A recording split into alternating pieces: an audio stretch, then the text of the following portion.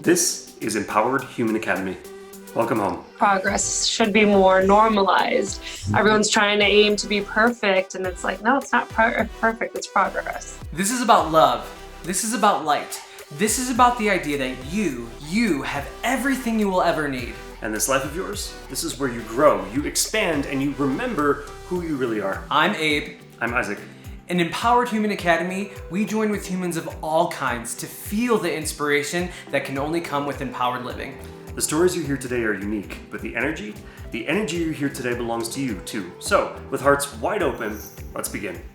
Hey everyone, hope you are doing well. Today we're going to be chatting with our dear friend, Dr. Sarah Siddiqui, and we met Dr. Sarah at actually a wine club in Chicago. Our friends would get together every week or once a month, and we would just stay up late in the night talking about life and, you know, the city of Chicago and traveling. And we got to know Sarah on a really personal level. We actually did like a wine night sleepover at her place one day. I've just always really appreciated Sarah's open-hearted personality. She's brilliant, super smart. She came to the group by way of our friend who she's actually a doctor of chiropractic. Chiropractic? Yeah. Doctor, and she's just been a really big blessing in our life. So without further ado, I'll have Isaac ask the first question. So it's common in these conversations to talk about like title and professional history and what do you do and all that jazz, but everyone feels about themselves. Everyone self-identifies in a way that is a little bit different than that. Maybe you do identify super hard with your work, maybe you don't. And so what I want to find out first is, how do you think about who you are? How do you self-identify? What words do you choose for yourself? Yeah, so that's a great question. I feel like probably up until earlier this year, maybe pre-COVID, I often caught myself identifying myself by my nature of work. And so, but I often found that it was very limited because not a lot of people know how comprehensive chiropractic can be. And so it just really made me realize that the way that I like to describe myself is more of like a healthy lifestyle cheerleader. I like to really, that's usually the main focus, whether patients are seeking chiropractic care or not, whether it's friends, family. My purpose is to either be a resource or be a support person. Maybe you have all the resources and you just need accountability. But I like to really live by a healthy lifestyle. Awesome. Why do you care about that? Oh, deep question. It stems actually from my parents. So being in my mid-30s, my parents are in their early 60s right now. And they did not take preventative health measures, or like they were just more like immigrants from Pakistan, and their whole focus was trying to create a life for us and put their health on the back burner.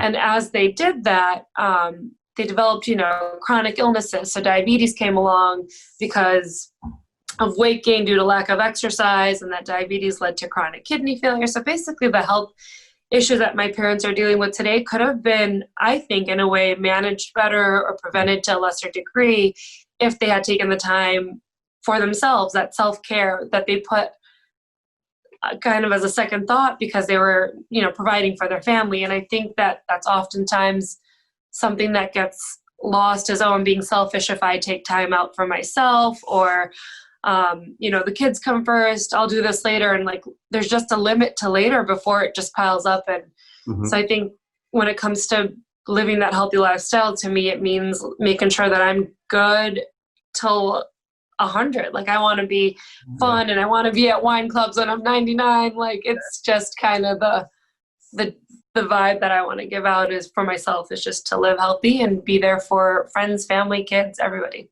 Yeah. Was it always, well, let me start first. It feels like there's a natural connection then between you doing that for yourself and then helping other people with that.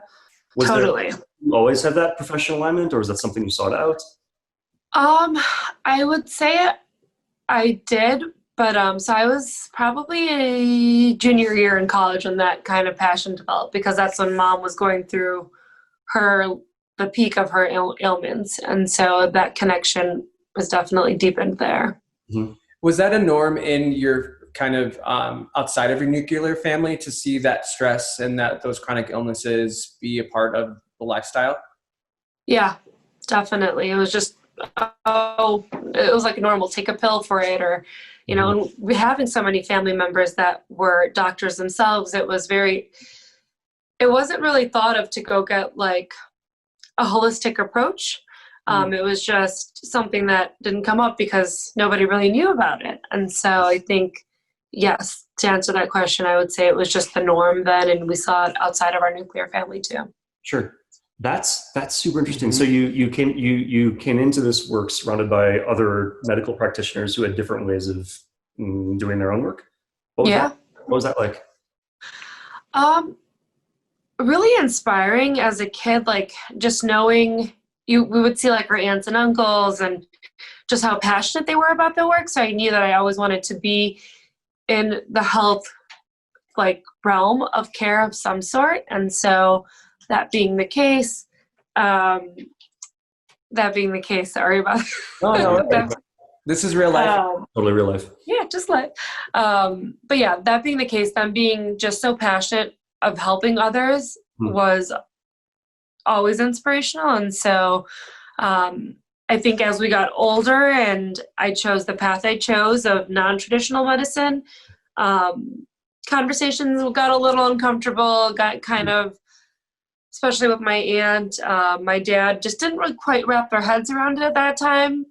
And now it's really funny. My dad's always like, when can I come see you? When, you know, he's like on top of his own care now, but it's very interesting to see that kind of come into its own. I mean, even when I graduated chiropractic school, the conversation at that time was, what is chiropractic? And what, you know, is it more than just the back? And now here we are, 2020, the conversation is more like, who is your chiropractor? So it's really exciting to be a part of this field as it's grown and became more accessible.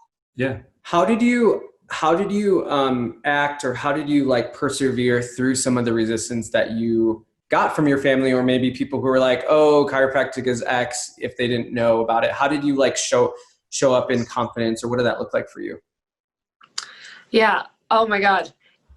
That's a great question, because initially it would get me so like lit up on the inside that I wouldn't be able to articulate it, because it's like you want to explain so much. But the best way that I find, even like whether it's family or even if it's new patients coming in, it's really just tying it back to the physiology and like being able to communicate that baseline connection between your nervous system and an ailment that you have makes that understanding so much easier. And it just speaks on it, like it speaks for itself when you understand that baseline level. So what does your experience look like when, or let me rephrase this. What do you see are the kind of the common traits in some of your clients or in your experience as a chiropractor that are not helping people, or like what are the lifestyles that they're living that aren't helping them, if that makes sense? Yeah. I guess now, just given the status of everyone being in quarantine or work from home, the last 6 months, a snapshot of what that's been looking like has been working without boundaries. So a lot of patients are working from home. There's no concept of like, it's 5 o'clock, I need to go home.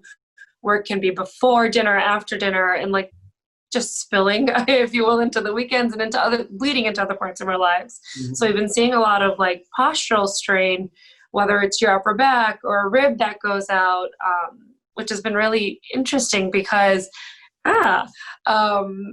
people will be like, oh my God, do I have COVID? I got tested, and then my doctor referred me here for a musculoskeletal issue. So it's very interesting seeing the last 6 months, our patient base has been so like focused on getting a task done with work from home or exercise from home even. Everyone's doing that whole routine. And so the injuries that we're seeing are more musculoskeletal based, but I guess like that characteristics, I would say we probably are seeing 50% of, I don't know how to manage my time or make time myself. I know these stretches I need to do, but I don't do them. And then the other 50% is, I'm just trying to do it all and over stressing myself in that way, like working out 5 times a week without proper form, without taking a recovery day, without supplementing. You're seeing injuries in that way. So I guess both of those. Totally. Well, and I've seen my experience on my own health journey. Like, I didn't know that, I could overwork out. These are just not common. This is not common knowledge. Everyone's just like, you should work out, but no one talks about the recovery. No one talks about slower workout days, like a walk or stretching, like as just as vital as important as like the more intense days. What you mentioned a little bit about, I know I need to do the stretches, but I just don't do it. Why, in your opinion, why don't people do them? I've been there too, so I can speak to my experience, but in your experience working with different types of clients, like why don't people take care of themselves in that way? It seems to be, I would say, a correlation with the value. Maybe not, they've done it a couple times and maybe haven't seen like, oh, it didn't really benefit me here. And so I guess the value in doing it is probably the reason that most people don't. And so the conversation becomes, with when I'm trying to help patients recover, I don't do it because I'm working, or I didn't do it because I had X, Y, and Z. I was on calls till 8:00. Well, that's actually the reason why you should do it. Like the reason not to is oftentimes the reason why you need to. Totally. Yeah, I'm reminded of a quote that I heard. Someone's like, yeah, I usually meditate half an hour every day, but I know I'm going to have a super stressful, really long day today, so I'm meditating 2 hours this morning instead. Or I'm messing with the quote a little bit, but that's the idea. As you are, your focus is holistic, right? Not to put words in your mouth, but paraphrasing a little bit. You have focus and vision. And I know in my own client base, I have a lot of people coming to me to just like fix a certain problem in isolation. How do you think about that when you have people who come to you with their eyes on like one specific thing to get done, when you see that there's more to it than that? What does that conversation look like? So I think a lot about the education portion on the first day when patients are coming in and meeting the staff and meeting myself, trying to take some time to educate around, we call it the 3 T's. We say traumas, thoughts, and toxins, but like those will all impact the 8 different categories of health, right? We identify that as like energy, emotional, social, mental, all of these different areas of health are going to be impacted by these 3 things. And so trying to bridge that, a lot of times insomnia, people think, oh, I'm just anxious. Well, that stress is causing you to not sleep. And that then builds like that sleep time is your body's recovery time. And so if you're not sleeping, then of course you're in a chronic state of tension and knots, and that's contributing to your upper back pain. And so to address this physical ailment that you're presenting with, we need to also address the sleep and the sleep pattern. And so trying to make that connection for them by education and presenting it in that way, or having the conversation, is probably how we try to accomplish that task here. That makes sense. I know very little technically about the practice of like chiropractic practice, but I'm super excited about everything that you just said. Do you mind like briefly running us through those 3 T's? Like, can you describe really quickly what that's about? Yeah.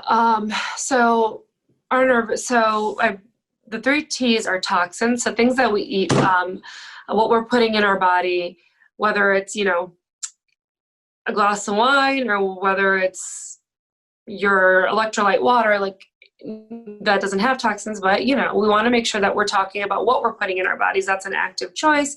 And sometimes you forget, when you do have a cup of coffee, you need to hydrate again after that. So it can leave your body in more of a dehydrated or tense state, which then creates muscle aches and pains, less likely to recover, low on collagen. So you're just a little bit more prone to injury. The thoughts portion, that's going to be the mental component. So a lot of times we carry tension in our body. Some people carry it in their jaws.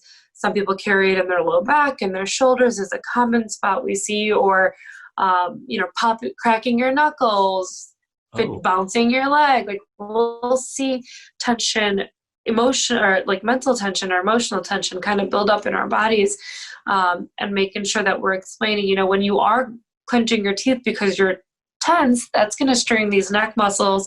It's going to affect the pain that you're having, maybe even cause some suboccipital headaches, like headaches that can stem from here and kind of transpire up.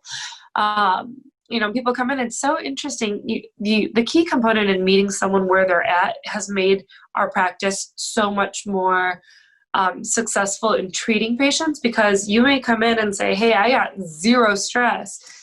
Let's talk about that. That's great to hear. But, and they may use the word stress for something else. Let's use the word pain. Are you having pain? No, I'm not having pain, but I do have stiffness. I get some numbness and tingling. And so you start to realize that the language sometimes we use to communicate can be so,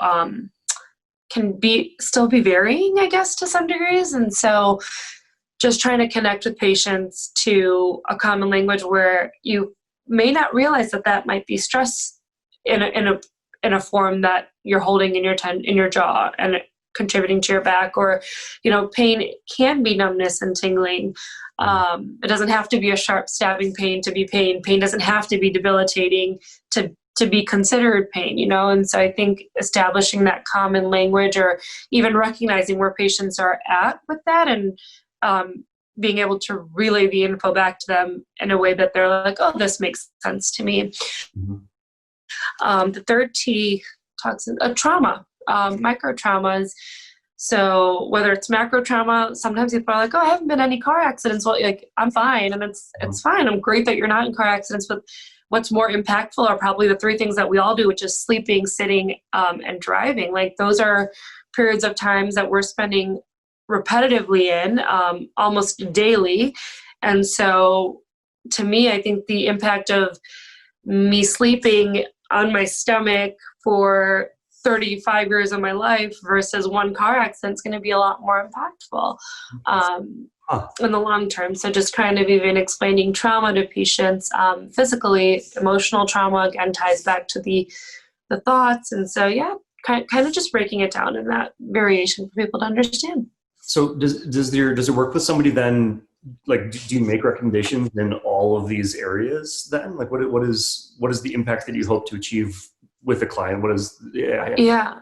So when you say, I guess, impact, treat, how do we treat all those areas? Is that the question? Yeah, you're talking about these three different things. And again, I'm learning so much here about this. If I were to come into your office for a session, would I come away with recommendations for those three different things? Would it touch all these areas of my life?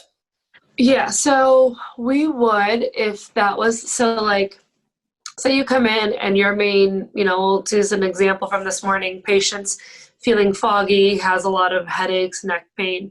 And so the whole history component of that revealed that she had, she's been on steroids for a long time, and due to some physical trauma that she had from giving birth to her daughter. And so we kind of talk about all that, and that physical trauma is something that leaves her anxious and, is something that she's kind of building and getting over. But the physical ailment is still there, of feeling groggy, feeling exhausted due to weaning herself off of these steroids. So, the first conversation really helps me to understand how the subluxation or the pain is there. And then the second visit, when she comes back and we sit down and I've had a chance to look at her films, we'll talk about a game plan, and we'll talk about, this is what's going on physically. Let's treat this. We'll also be talking about a nutritional consult. So we do offer supplements to meet them where her body's showing signs of withdrawal from a steroid. And so we do try to target the different areas. It may not all happen on the first visit, but it is something we talk about throughout their care. Yeah. Cool. Wow. So the holism that you work with here, how does that translate into your own life outside of the office? It's interesting. So for me personally, it translates because it keeps me motivated. It holds me accountable. I feel like today I didn't work out and I just felt like, oh my God, what a weird day. This energy that I just had just feels strange. So I think for me, the holism transpires as I see it in patients, because you see people presenting with so many different things, it holds me accountable in the why I need to do this. For me now, I myself have scoliosis. And so when I see patients come in with that, I'm like, oh yeah, I need to be doing this. Like, and patients will ask, do you get adjusted? You get to see so many patients a day and you're doing this repetitively. And yeah, if I don't, I had a really bad incident in December where I threw my back out.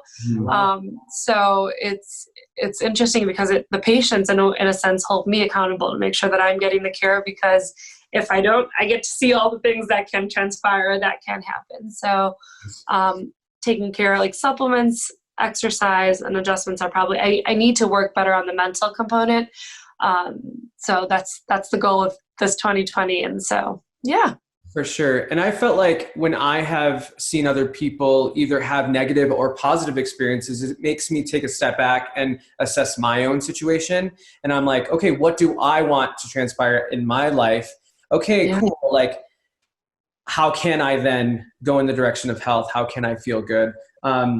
You mentioned a little bit about meeting people where they're at, and how the approach is really important, because some people who think they aren't in pain are actually sometimes really in pain, and they just normalize it. And I feel like that's a really important topic that I've seen in kind of health, posts of people that like doctors and nutritionists and people that I follow on Instagram, is we've normalized feeling bad, right? So a part of my efforts and inspiration is to inspire people to feel good. Like, we're not meant to be in chronic pain. We're not meant to be on pills. And thank God for modern medicine. Like, if we need to get an amputated arm because something wrong is happening, like to save our lives, like that's amazing. Yeah. But how can we live a life that's preventative versus, let's just take out, the opposite of that is always putting out fires. Putting out fires. You're like, I have a tension headache. Okay, well, I got to fix that because I didn't even take care of it beforehand. Now it's to the point where I have tension headaches. Like, I struggled with tension headaches too, and because I was overusing my shoulder too much and my bicep, like made all this. Really, and I just got dry needling, but it was in my my ignorance / ego. Like, my ego said, like, well, I don't need dry needling, or I don't need this because I can like get over it myself. But then when I dry needled, like, my pain went from 7 to 1, and I was like, wow, everyday 7. My everyday 7, and a lot of people get scared of dry needling because they're like, oh, well, it's painful. I'm like. And my physical therapist, she was like, who's in this conversation series, she was like, well, did it hurt? I'm like, honestly, compared to the normal pain that I have, it didn't hurt, because I've kind of built up this tolerance to a crazy pain all the time. So I just think that's really beautiful and really important. I think a lot of people just don't really know how to normalize feeling good. And that's why this course is like my, project, is because I want people to normalize feeling good. So how do you feel good in your life? Like, what routines do you do as, a doctor, as a woman, as a human, to like truly feel good in your life? So I think a lot of this comes from, and this has been more recent, that I've kind of done these things in my personal life and work life. A lot of my work life techniques, because I have a practice coach and I call him my life coach, but he helps for me from my workplace. I can easily apply that to my personal life. So one of the things we do is like gratitude, right? So I have a gratitude journal, starting my day with just 3 thoughts. A lot of times people do it at the end of the day, which I've tried both and I love them. I think they're, depending on the day, they can both work really well. So gratitude journal just keeps me inspired.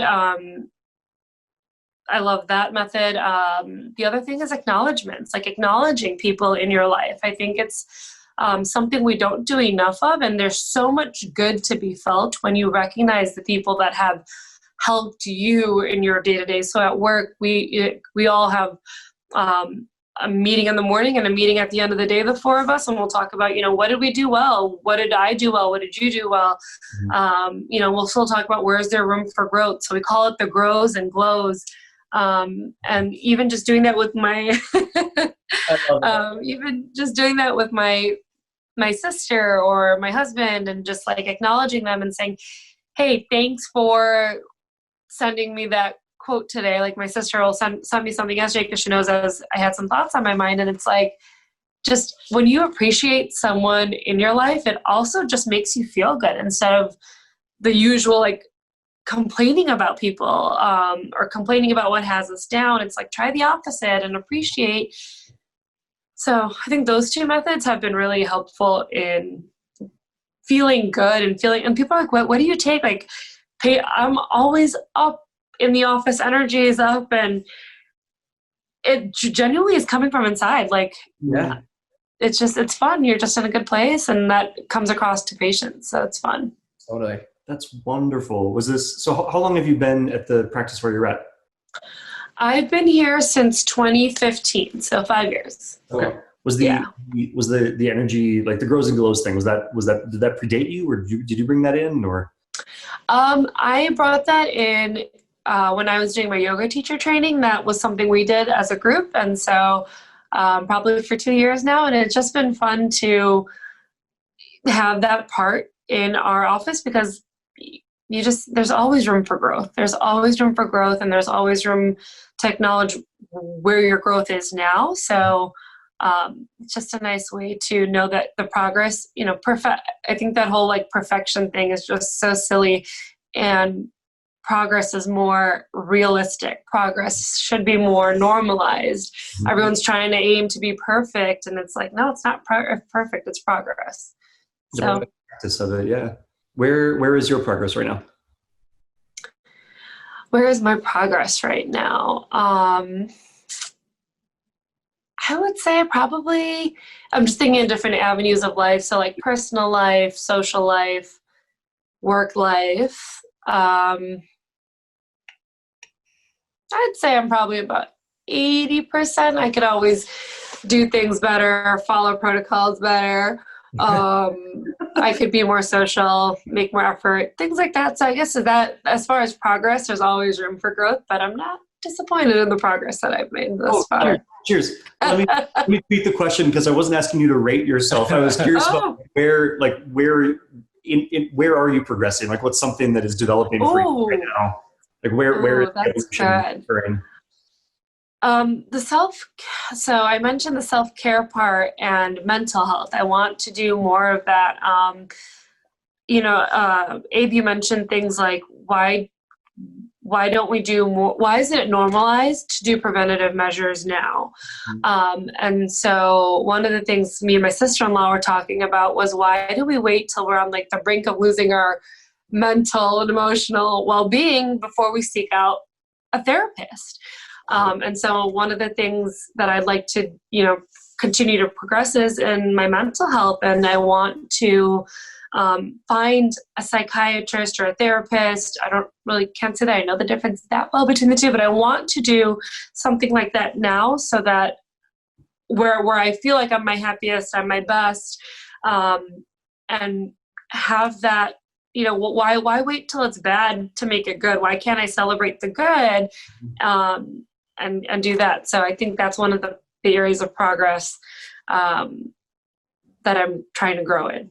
Cool. That makes so much sense. I've called them brain coaches in the past. Like, we've got trainers to help us out with our bodies, but yeah, so much happened. Like, it's one of the 3 T's, right? Thoughts. So much happens there. Yeah. So much sense. Absolutely. I think like you build your business, you build your relationship, you build a family, and you don't build those from like a bad place, hopefully, right?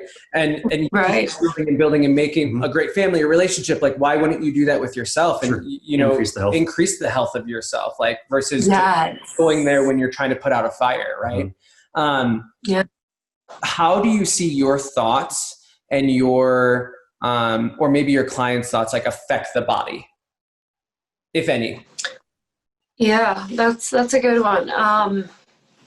I would say just seeing that even with like myself, you have to want the health, right? Like, it's something that I guess when I'm working with patients, or even just like working with friends or chatting with friends, family, your outlook on what you want for yourself is such a big driving force, because if somebody else could want it for you, like I can want it for the patient, but it's not going to get them the results until they're on board with it. So I think your mind space, your head space, and that's why meeting a patient where they're at is more feasible to get them where they want to get to, versus like my recommendation. I can recommend whatever, I think works the best or whatever research shows, but it's not going to be successful for you until you're on board, until your like mind is open to it. Sure. So for folks who, I'm trying to think of how to ask this question. So there's a broad spectrum of like, how bad do you want it and what do you actually want? And I'm guessing, like, have you seen that spectrum? Like people who are ready and actually wanting the growth and people who aren't quite there yet? Is that a thing that you observe? Oh yeah. Okay. Oh yeah. How do you work with that? I suppose, like, are there folks who show up who say they want it but don't actually, and then like it's a terrible experience for them because they never wanted it in the first place? Then there are folks who are on the other side of the spectrum. Yeah. What does that look like for you? Yeah, it's usually a conversation on the first day, and I'll ask someone, I'll say, what brought you in? What are your goals? What do you want to accomplish? Because what I'm going to do next is I'm going to establish a care plan that gets that addresses that, and so when they share what they're looking for, I just wanted to be here to see what my spine looks like. Something I've been thinking about and I wanted to do. So depending on like the conversation and where they're at on that page, or on that day, then we'll kind of guide them and say, then maybe this for you right now, let's take those x-rays and answer your curiosity.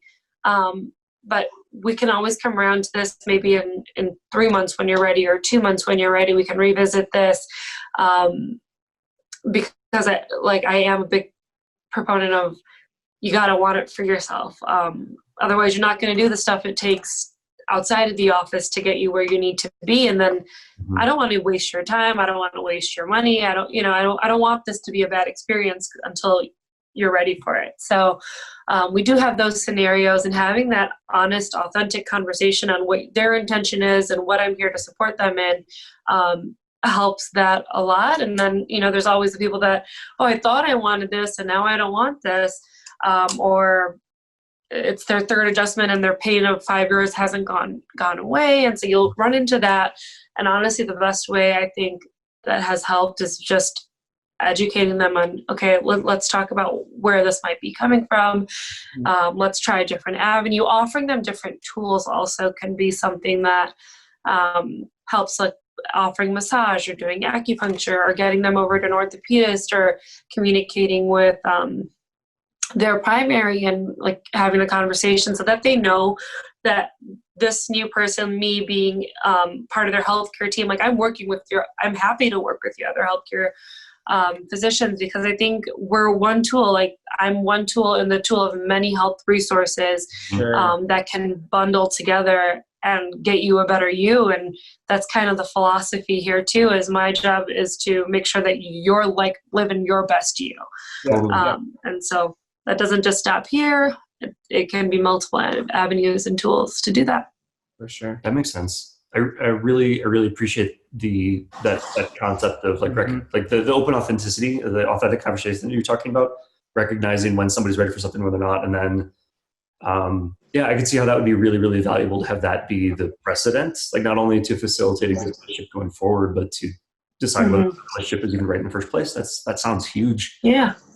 I'm curious, like what part is there one specific part, or was there a moment or something that feels particularly good to you in your practice? Like is there a specific client like achievement that really lights you up, or tell me when you do. We see it and hear it. So it's so fun. So we have a couple different things. By a certain visit, I'm doing a check-in with you. My staff is doing a check-in with you, and we're able to compare like what function deficits you weren't able to do then and do now. And we talk about that at the table, and patients will, it's so cool because they'll see it, but like, oh yeah, I remember I couldn't go upstairs, or, I wasn't sleeping. And so I was really cranky with my kids in the morning, and like different areas of their life that we track, because we'll track emotional energy. We'll track like, how'd you sleep and all that, through different medical questionnaires. So that's really fun. We do little check-ins, where we get to celebrate them and see their progress. We also have a Now I Can board. So when you come in and there's something you want to share or like tell others about that you've been able to accomplish, you write it on a sticky note, you put it on the Post-it board. So it's really fun. And every time it's right by the entrance. So when we're leaving for the end of the day or coming into the office, it's to my left, and you just look at it and you're like, oh yeah, like that's why I'm here. Like now Abe can run 3 miles without pain, or Janelle can carry her granddaughter. Like there's so many fun things that people post, and it's so fun when they can actually list an action that they can do now, instead of like, I no longer have back pain. Like, that's great. That's awesome. I'm glad you don't. But what does that equal for you? Like, what is this back pain? What's the greater, I don't know, like what's the greater action that it's allowing you to do? And that's why we're here. Like, I want you to be able to play with your kids. Let's make that happen, and let's take care of the back pain on the way, but let's make sure that your knees, and you want to lift the kids, you want to play baseball, like let's make that fun part happen. And that's where I think the magic, you see people get excited. I love Wow, that. That's so beautiful. Awesome. Yeah. We're here to feel good, and it's not just about the back pain. It's why don't I want back pain? So I can enjoy my life, so I can feel good, so I can live this life well, right? Get the shit out of the way so we can actually live well, because, and you're right, you're never done. And the part of my journey is to be your better self, right? Like, or your best self at a given moment, right? Because the next self is going to come, and the next best self. So I have just a couple more questions to end off. How do people continue once they start? People who are ready to change their life, maybe the things that they have tried hasn't worked, and they're kind of at a standstill, but the door's open, they're ready. And there are a million ways to live life, right? And we know that, right? You got to meet people where they're at. Give people the opportunity to explore what works well for them. I often see, and I've often in myself have been tempted to give up on steps 3 to 10, right? So you start, you have the momentum, and then like step 5 becomes boring and mundane. Mm-hmm. How do you encourage, how does one, in your mind, how does one continue on the path of self-development and betterment? Yeah. I think that's going to be purpose, like getting an idea of what your purpose is, and tying it to that. So if I know that your purpose is to be, amazing in my workout classes, or I know that purpose isn't going to get boring, and that purpose is truly what you're passionate about, then you're going to want, like, the motivation will be there. It may not be, 100% motivation, because we're human. We're allowed to feel motivated and unmotivated. And right. I think if you know your why, then that gives you your purpose and why you're doing it, why you want to be consistent. Like, it's not always fun to work out.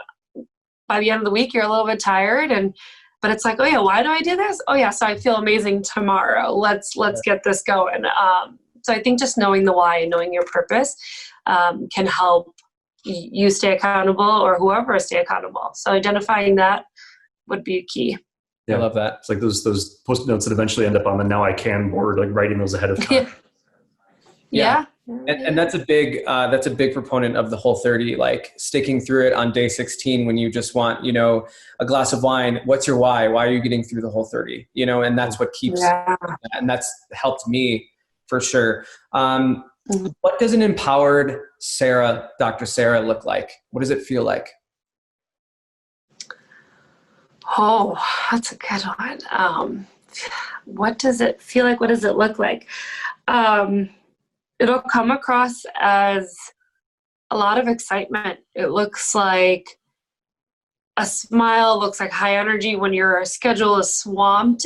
at 5 o'clock and you're like, when most people are energy is falling, you're excited because you're excited by the craziness, you're excited by the chaos, because you know that means people are getting better, or people are trusting you to get them better. And so sometimes in the chaos of the day, we can quickly be like, oh shit, it's 6 o'clock, I just want to get home. It's like, oh shit, it's 6 o'clock and there's still 7 people to see. And like, it's their 6 o'clock as well. They could be home, they could be with their spouses and their kids, but they're choosing to do them. And just like that moment of empowerment is so exciting, to be able to have that. Or when someone shares with you, like our common friend, went hiking, took a nice trip, and like came back, and I had a little bit of knee pain, but my neck and everything else withheld, and that was the main reason you first came in. So it's just, those moments are so empowering, and it's like, oh yeah, that's why I'm doing this. It's because the purpose came to fruition for a patient, and that just keeps you motivated and driven. Mm-hmm. And that's what you focus on in order to like feel that empowerment when you might be tired or your motivation might be low. It's remembering your why, and it seems like that works well for you and the people in your life. Our final question is, what do you know for sure? What do you? What do you know for sure? For certain. Oh. What do I know for sure?